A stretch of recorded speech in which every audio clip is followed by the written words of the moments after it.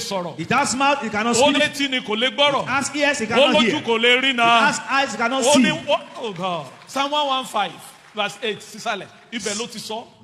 Àwọn ère tẹ̀ ń wí yẹn bẹ́ẹ̀ bá gbé wọn sínú omi wọn lè gbéra wọn jáde. If you put those images inside Bẹ́ẹ̀ water, bá they cannot dáná rescue sun wọn wọn themselves. lè complain. If you burn them, they cannot Ẹ complain. pinnu ní ọdún yìí. Make a decision this Bíbí ẹ̀yin year ò forí balẹ̀ fún ère that you mọ́. will not bow to those Ẹ̀yin ò bá wọn images. ṣe ọdún eégún mọ́. That you will not join them to Ẹ̀yin do ò bá a wọn ṣe ọdún festival. orò That mọ́. you will not do Oro Ẹ̀yin festival ò with bá them wọn again. pọ̀gún mọ́ lọ́dún That you will yìí. not help them to worship Ogun Jésù ní again. ìmọ́lẹ̀ ayé. That Jesus is the Ó light pè of the ọ́ world. gẹ́gẹ́ bí ọba wípé kó máa bọ̀ And lọ́dún that yìí. Jesus is Ó calling you pè ọ́ today. lọ́dún yìí pé kó wá sí o. He's inviting you Ó today pè to ọ́ worship lọ́dún yìí pé him. kó jẹ́ ìránṣẹ́ òun. He said Ó you should pè be ọ́ his lọ́dún yìí pé servant. kó jẹ́ agbẹnusọ He òun. said, be a Ó pè spokesman ọ́ for pé me. kó jẹ́ ìmọ́lẹ̀ nínú He said, ààfin be yẹn. the light in the palace for Sí inú me. ìlú tó jọba lé lórí. Over the time where you are a king. over. Ọlọ́run retí ìsọjí láti ọwọ́ yín wá. God is expecting Ẹ revival gbé from your ìsọjí hands. kalẹ̀ nínú ìlú yín. Let there be a crusade in your town. Ẹ gbé ìpàdé àdúrà kalẹ̀ láàfin yín. Gather prayers in your Ẹ palaces. jẹ́ kí àwọn ìlú kó mọ ẹni tẹ́ ń ṣe. Let the people of your town know the God you belong to. Olúwa yóò ràn wá May lọ́wọ́. the Lord help you in Jesus' Thank you name. and God bless you.